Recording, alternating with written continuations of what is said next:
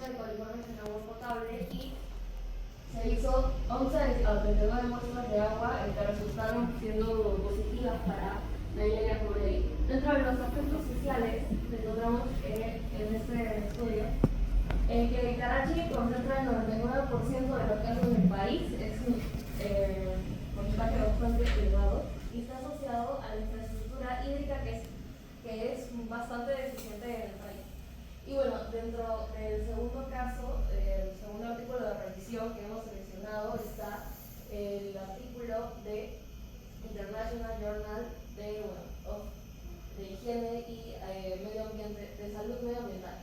Tenemos dentro de los aspectos ambientales que existe la ameba termocíclica, o sea que la ameba se va a encontrar en aguas que estén oscilando temperaturas de 30 grados a 45 grados centígrados. También dentro de los factores ambientales importantes encontramos al cambio climático, porque cuando existe cambio climático las temperaturas aumentan, y el calentamiento de fuentes acuáticas que son naturales y favorecen a la expansión de este parásito. Dentro de los aspectos sociales señalaron que el uso recreativo de aguas que no han sido tratadas, como por ejemplo los lagos, ríos o piscinas que no están estancadas, no tienen circulación o no tienen los nitros. También el acceso que ha sido limitado al diagnóstico molecular en países de ingresos que son bajos. Y ahora vamos a ver más adelante, por ejemplo, en este país.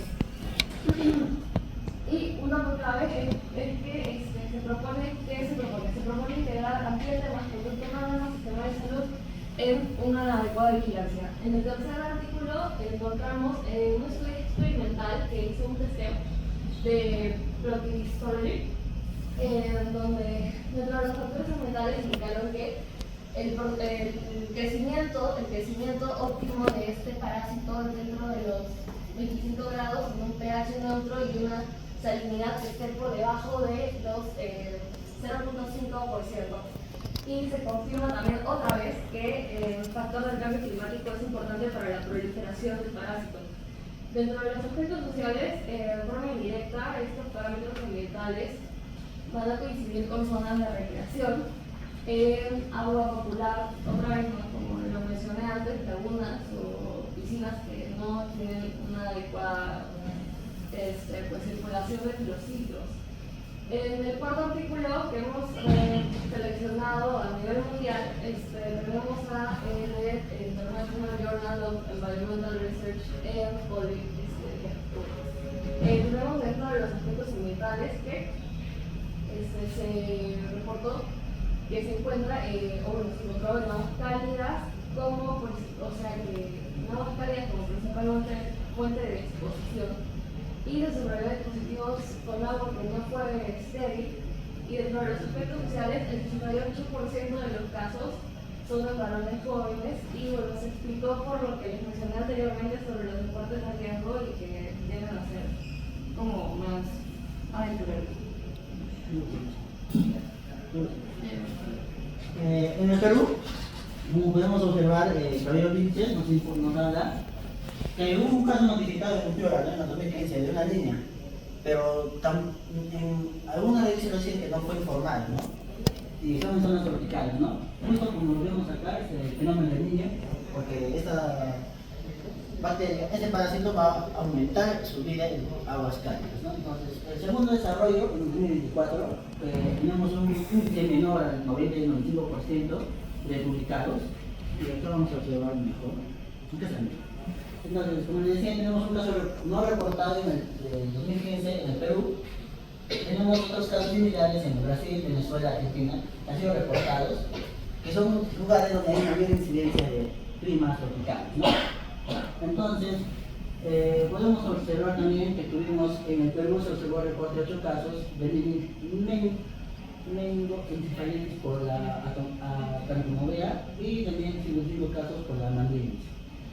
Y la florei, que no es un caso muy frecuente, pero mortal, porque en el Perú no se da mucho, pero sí mortal para muchas personas, y se da más en áreas tropicales. Acá observaríamos una síntesis de la epidemiología que tenemos, que podemos observar en aguas dulces, en lagos, ríos, estanques, o en aguas estancadas, ¿no? Reservorios, como podríamos decir que en los pantanos que tenemos en la universidad, que es pantano de Lidia, podría adquirir, pero a veces la temperatura no es óptima, ¿no? O como hay desinfección correcta, no nos podemos contagiar, ¿no? Y la población mayormente es en casos niños, adolescentes y adultos. Y la enfermedad es rara, ¿no? Son muy pocos los casos documentados en el planeta o en el Perú, y en Estados Unidos el promedio es de 8 casos por año. Bueno, ahora vamos a hablar acerca de un aspecto importante que es el ciclo de vida del parásito. Este parásito pues se va a encontrar en distintas formas o etapas. Cuando el parásito no se encuentra en un estado adecuado y no está en condiciones como, por ejemplo, digamos, que esté agua, no sé, está acá a una temperatura de 25 a 42 grados, de 25 a 30 grados más o menos, entonces no se van a dar los medios. Este parásito se va a encontrar en agua dulce, no en agua salada. Y bueno, tenemos primero a la forma de quiste. Esta forma o la etapa de quiste del parásito, lo que significa es que se encuentra en el estado de quiste cuando no está en el medio óptimo para poder, digamos, como evolucionar o transicionar a la siguiente etapa, que ya es como infectante, que es el de trofozoito. Pero bueno, continuando con la etapa de quiste, esta etapa de quiste no es infecciosa. Se encuentra, pues puede ser que se encuentre obviamente en agua, pero como no está en un ambiente adecuado, no va, digamos, a transicionar. Y sí, entonces ya. Después tenemos al trofozoito, que sí es por la forma como infecciosa del parásito. Hay trofozoitos. De hecho, la forma del trofozoito es la que va a tener la capacidad de poder infectar a la persona, porque ya va a estar apto, porque va a tener los pseudópodos, que son como unas extensiones que tienen la membrana en la parte de su pulmón. El trofozoito flagelado ocurre en agua. Este es otro, el trofozoito flagelado ocurre en agua con bajo contenido nutricional y también cuando existen cambios de osmolaridad. El trofozoito quiste, como les dije, cuando las condiciones externas no son óptimas. La única vía de infección de Naegleria fowleri es la vía nasal. ¿Por qué sucede esto? Porque después lo vamos a explicar, pero una de las razones por las que no invade la vía digestiva se debe a que, pues, en primer lugar, cuando atraviesa toda la vía digestiva es como muy abrasiva para la bacteria, entonces rápidamente muere. Y por supuesto no podría llegar a proliferar de ninguna manera porque es como un ambiente hostil para esta bacteria, entonces no puede tomar la vía digestiva, pero la aérea. Cuando nosotros bebemos agua, entonces no nos podemos contagiar, no es que contagiar, no se usa para contagiar, no nos podemos infectar de este parásito. Entonces, el infecto del trofozoito se va a diagnosticar comúnmente por LSR, lo va a explicar después mi compañero. El periodo de incubación es en promedio de 1 a 7 días y la enfermedad se manifiesta como de 1 a 5 días después. Ahora hablaremos de la patogenia, la primera etapa. Bueno, sobre la patogenia vamos a empezar indicando que todo se inicia cuando una persona ingresa al medio donde se encuentra la Naegleria fowleri, y es en este momento en donde la ameba ingresa por las fosas, por las fosas nasales. Tiene recorrido y llega hasta la parte hasta aquí.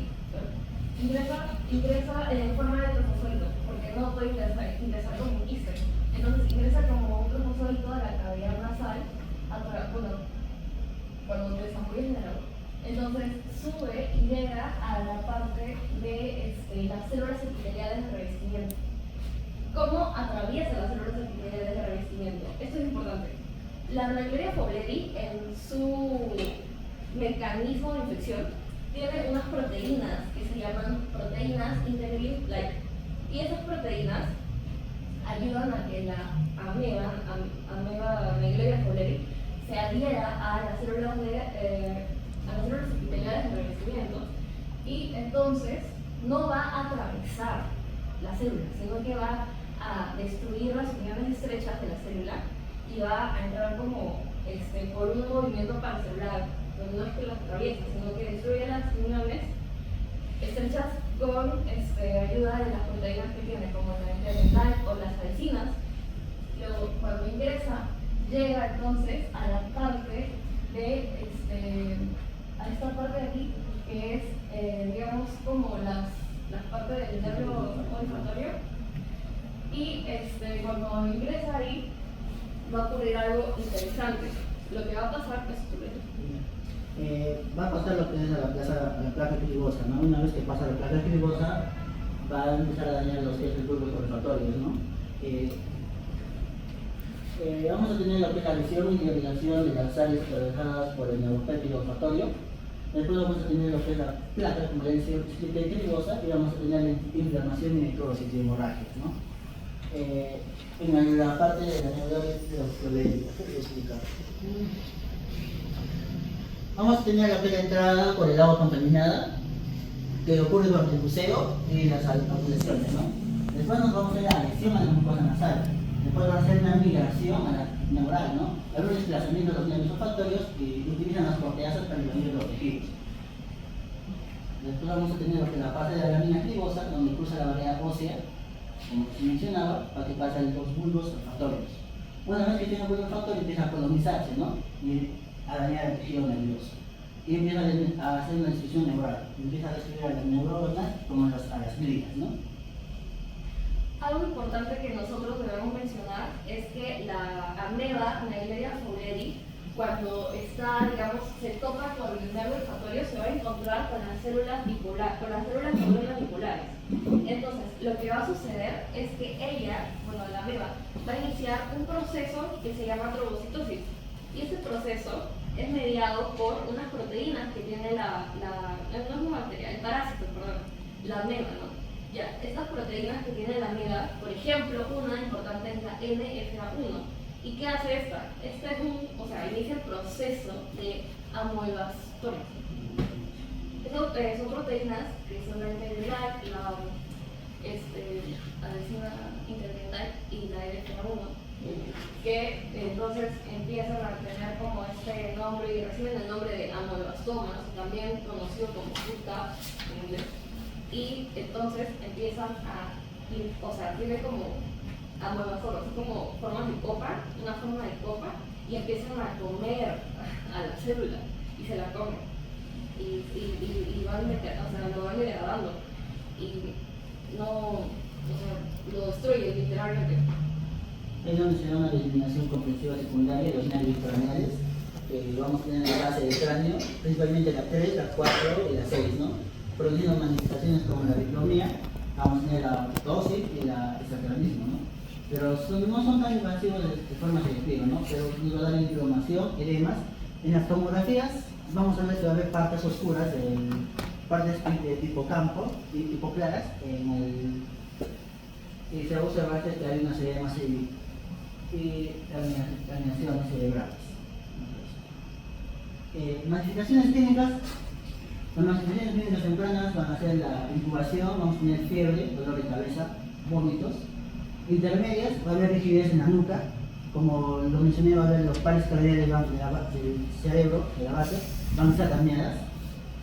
La fonofobia, la fotofobia, y también van a tener confusiones, ¿no? Y van a tener alteraciones en el gusto y en el olfato, ya que esas pares cardiales están indicadas con respectivas sensaciones, ¿no? Manifestaciones avanzadas, alucinaciones, una coma y una hernia cerebral, o también vamos a tener edemas cerebrales, ¿no?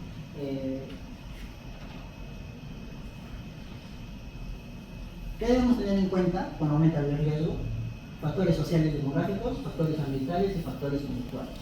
En factores sociales o demográficos, la ocupación, por ejemplo, los ingenieros ambientales o los médicos infectólogos están metidos en ese campo, ¿no? Para que puedan explorar las zonas climáticas, zonas cálidas. Acceso al agua segura, no todos tenemos acceso a un agua segura, algunos lugares como tenemos en las partes alejadas de Lima mismo, que tienen que usar agua constante, ¿no? Y los niños y adultos son más incidentes. Factores ambientales, la temperatura y el tipo de agua, porque hay muchos tipos de aguas que no son, la población no consume lo que es a veces agua clarificada, ¿no? O cuando va a las piscinas, los señores de estas empresas no son conscientes del riesgo que nos someten. Y factores conductuales, ahí están las actividades recreativas y los lavados nasales, que siempre debe haber por la contaminación. El diagnóstico, ¿no? En el diagnóstico podemos hacer un análisis diagnóstico directo a través de la LSR, condición GINSA. Los resultados es encontrar trofocelitos anaerobios grandes y móviles con núcleos. Y también vamos a tener lo que es la pleurocitosis y proteínas elevadas en la glucosa normal o levemente reducida. ¿Cómo se va a lograr? Con un cultivo, que es una prueba definitiva para saber si nuestro paciente presenta trofedito móvil, que puede ser observado a privacidad fresco en un celular de piel, ¿no? Una muestra. Y mediante tensiones de GINSA, que es la más frecuente que usamos, porque no es tan sofisticado y avanzado como el GINSA, y vamos a tener la imagen en vista microscópica, ¿no? Que son pruebas de identificar para área del cerebro, como el cerebro medio y el espacio alomerio. Es posible observar los edemas cerebrales y lo podemos observar a través de una tomografía, ¿no? Como podemos ver, acá tenemos una tomografía computarizada y como podemos observar estas zonas, son donde encontramos los edemas o necrosis que puede tener a través, una vez ya este parásito invadió, está afectando los glóbulos olfatorios. Y como podemos observar y se diferencia en esta lámina mucho mejor, acá, ¿no? En GINSA tenemos a lo que es al trofocellito, ¿no? Una forma más notoria, y acá también. ¿Cómo produce la meningitis amebiana primaria? Que podemos ver en los trofocelitos de color oscuros, que son de la anagliaria, ¿no? Hematocina y eosina. Y también tenemos lo que es el método PCR, que vamos a hacer la reacción en cadena de polimerasa. Bueno, sobre el PCR, lo que vamos a mencionar es que se va a detectar, bueno, es como muy especializada la técnica de PCR, pero en nuestro país no tenemos, bueno, las personas en realidad no tienen acceso al diagnóstico por PCR, porque no es muy frecuente y además los hospitales no se abastecen en realidad. Pero la técnica por diagnóstico de PCR se detecta, pues incluso si existe una sola copia de manera, es más rápido y es muy confiable, es más efectivo. Y en Estados Unidos, por ejemplo, es el método estándar. O sea, el diagnóstico estándar en Estados Unidos es el diagnóstico por PCR. Pero bueno, en este país, o sea, nuestro país, digo, que no. Y bueno, ya en Perú en la mayoría de centros de salud no está disponible el diagnóstico por PCR. En el ámbito vamos a tener a los fármacos, que es la amphotericina beta, que es una concentración de 0,78, que fue suficiente para eliminar el 100% de los organismos en nuestro estudio in vitro. Se recomienda porque una dosis convencional de 1,2 cada 2 días, ¿no? El uso se asocia a efectos secundarios también, incluida la toxicidad renal. Este fármaco también lo que afecta es al riñón y se puede vincular en la falta de solubilidad aquosa, ¿no? Lo que afecta la disolución, la concentración, el compartimiento y el cargamento. Este es muy rápido lo que se usa para lo que es el diagnóstico, ¿no? Después. Y también tenemos la metformina, que es una contraamiga de vida libre en estudios in vitro. tiene suministros fármacos, tratamiento disponible para casos sospechosos, además tratamientos infecciosos causados por otras enfermedades, ¿no? Que también tenemos la valvulomía mandialis y la pulmonoida, ¿no? En conclusión, este tratamiento es muy óptimo, sin embargo, antes de iniciar se recomienda una consulta, ¿no? Otros fármacos que podemos utilizar es la rifampicina, el fluconazol, el voriconazol y el teroconazol, ¿no? A la par se ha observado que los estudios que se han utilizado son los anticonvulsivos también. Estos son indicados con una alta finalidad para controlar las convulsiones y el edema cerebral que va a tener el paciente, ¿no? Como lo mencionábamos, va a tener convulsiones y edema cerebral.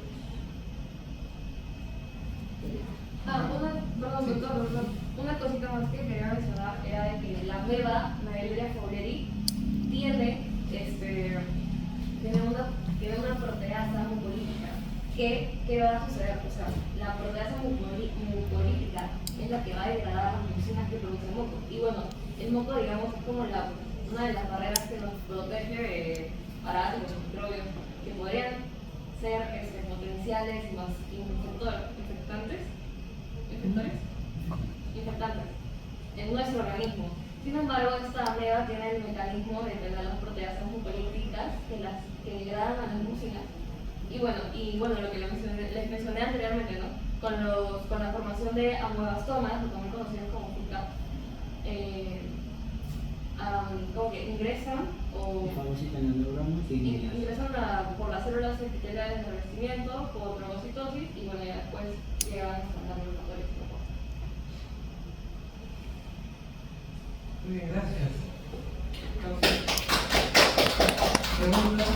¿Hay una pregunta de compañeros?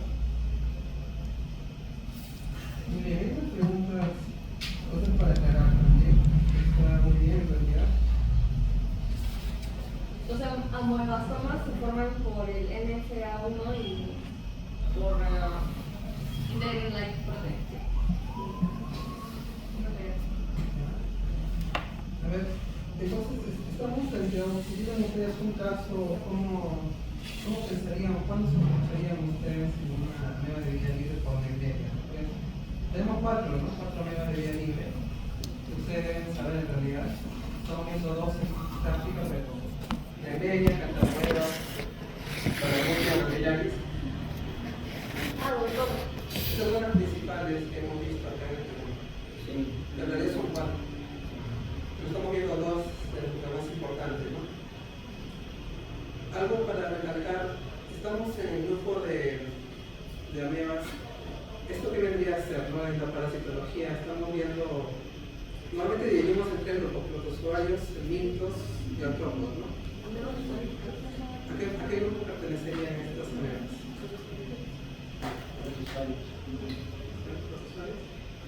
¿Qué doctor? ¿Qué mencionó? De las amebas de vida libre, ¿a qué grupo en general para que se ubiquen, ¿no? En la parasitología pertenecen, ¿no?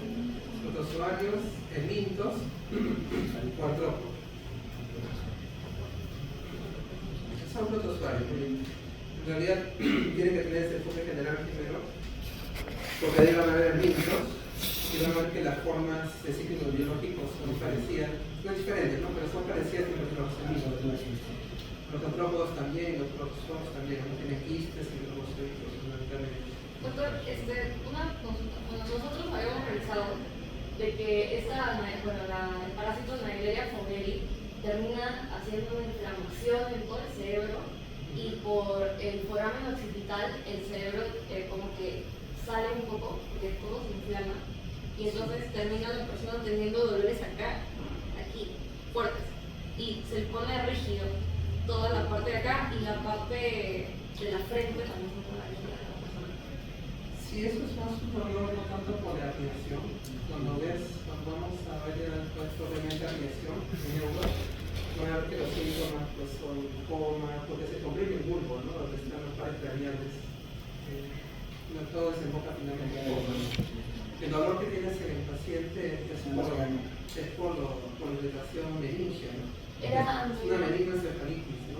Mediana primaria. Entonces, se inflaman las meninges, eso te lo puede dar bacterias, virus, hongos, no solamente el parásito, ¿no? Y vas a tener dolor de nuca, todos los síntomas que están ahí, ¿no? Cornucopia, y y la dificultad para que el paciente, de todas las maniobras, no quedan inclusive que van a ver el neuro, ¿no? En medicina interna o en semiología.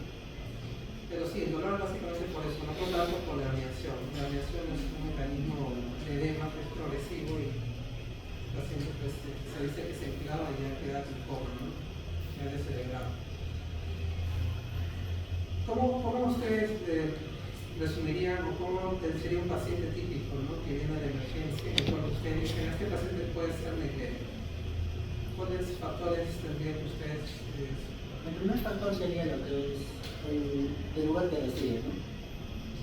Y su actividad de las últimas 24 horas, ¿no? Para poder, porque más de 24 horas son de 1 a 3 días de incubación y la necleria que se demora. Una semana, no sé. Porque mencionaba que decían hasta una 3 en Cuba, hasta una semana en 25 así, entonces tendríamos que esperar, ver ese tiempo, ¿no? Porque no se le puede acelerar tampoco, porque siempre hay similares síntomas con otros, ¿no? Como la contumoria, como nos dijo, y el otro pues... ¿Qué más? Uno más dicho importante, no más que es el tiempo de evolución que el paciente presenta. Si tiene un paciente con 2 semanas, 3 semanas de evolución, Pues se podría yo. no vas a pensar en negremia, vas a pensar en tuberculosis, en la cantamuela que sí te da algunos sueros, ¿no? Pero como bien dices, hay que tener claro de que negremia es agudo, no es algo del presente día incluso. ¿Qué más? Otra cosa más. Tendrías que tú recordar. Como es una infección también por vía olfática, sería la pérdida y daño de los nervios olfáticos, ¿no? Se nos daría una indicación a eso, ¿no? No necesariamente, puede haber como lo mencionas, pero es un síntoma que está inespecífico, porque eso te lo puede dar un virus también, ¿no? El COVID, te puede dar, varios virus en realidad te pueden alterar transitoriamente la sensibilidad, ¿no? de la nariz. Y lo que mencionas de síntomas de rigidez, en teoría no son indicativos de negremia, porque tú lo primero que vas a pensar en emergencia es que el paciente tiene algo bacteriano. O sea, lo primero que vas a pensar es en un neumococo, hemófilo si no está vacunado, puede ser un herpes virus, que también es una encefalitis herpética, que también se le puede venir. Meningococo, que también es algo útil rápido, es una bacteria. En realidad, lo primero que tú vas a pensar si tienes un paciente con dolor de cabeza, fiebre, de nuca, es una bacteria, ¿no?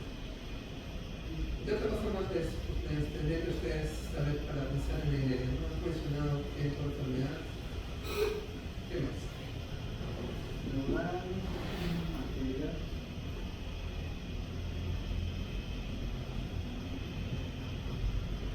Un factor importante es el huésped, no uso bien del huésped. Un caso típico de negremia es un huésped inmunocompetente, porque si es inmunosuprimido ya, o sea, no es algo que afecta más que inmunocompetente, ¿no? Es cierto que el inmunosuprimido también tendría el mismo riesgo, pero si quieres enfocarte en qué grupo afecta ambos, ¿no? O sea, puedes encontrar una persona que nunca es hospitalizada y el otro antecedente es el antecedente epidemiológico como tal.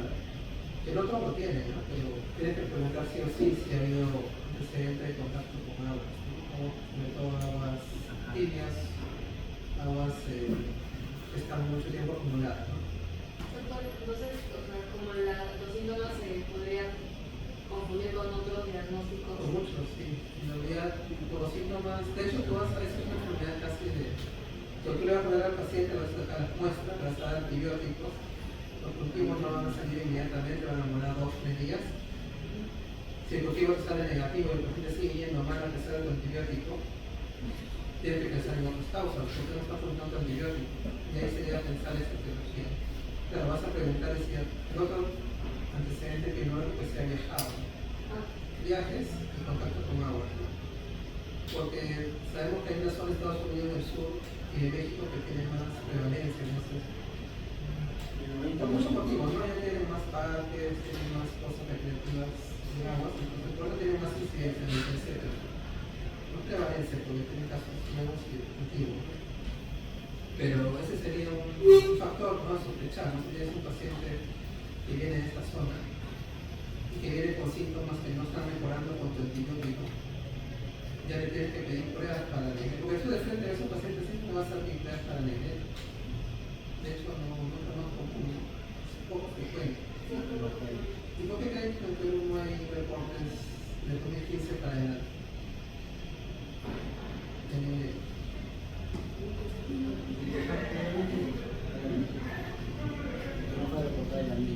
Claro, pero ¿cuál es la explicación?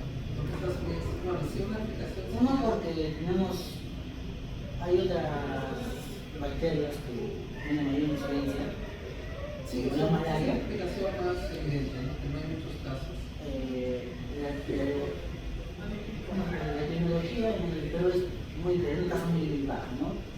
Caso que quizás podemos decir que el Perú tiene una mejor salud, se puede decir, pero tampoco no sé si porque son las aguas estancadas o lugares no se encuentran en altas temperaturas, no hay una zona muy tropical apta acá, ¿no? Para que pueda difundirse su proceso de incubación de la cría. Se han reportado casos, sí, pero no están frecuentes. Además de Malamud, que lo mencionas, pero en realidad hay mucho diagnóstico, yo creo. Necesitas, como mencionaste, PCR para tener una dirección más rápida. Sí. Lo otro es que cada laboratorista experimentado, ¿no? Porque si le vas a hacer la prueba de examen directo en fresco para ver las amebas, debe que ser alguien entrenado, ¿no? Y eso, si eres de lo hace en inglés, en día se hacen pruebas en fresco y hacen PCR. Está ahí y su manera. Claro, tendría que enviar la muestra, ¿no? Y si estás en provincia, sí habría cierta barrera por ahí.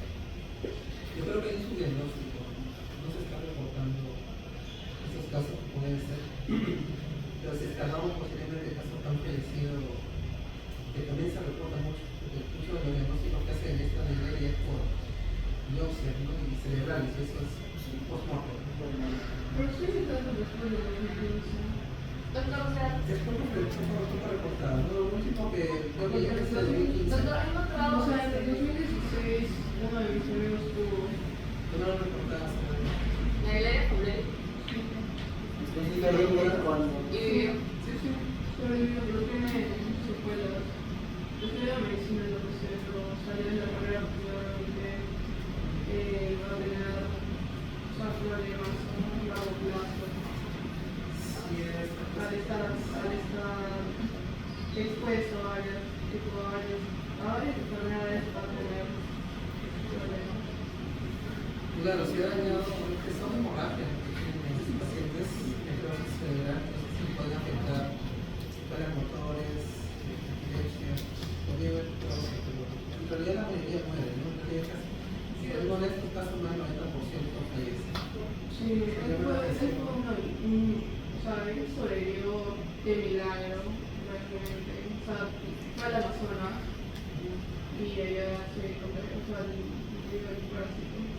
¿Qué se da el hijo? En 2016, No, no entendí. no sé.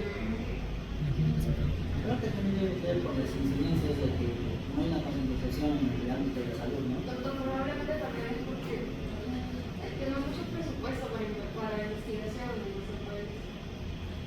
Sí y no. No se destina tanto.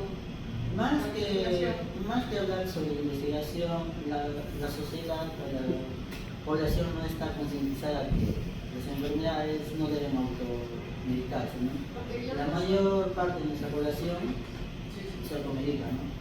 Dicen, tengo un dolor de cabeza, se les pasa. No sé, pero incluso, o sea, lo que sí, tipo, su familia comenzó una campaña que o sea, que incluso el gobierno la apoyó, pero sí gastaron como más de $53,000 semanales en UCI, porque también estuvo en coma mucho tiempo.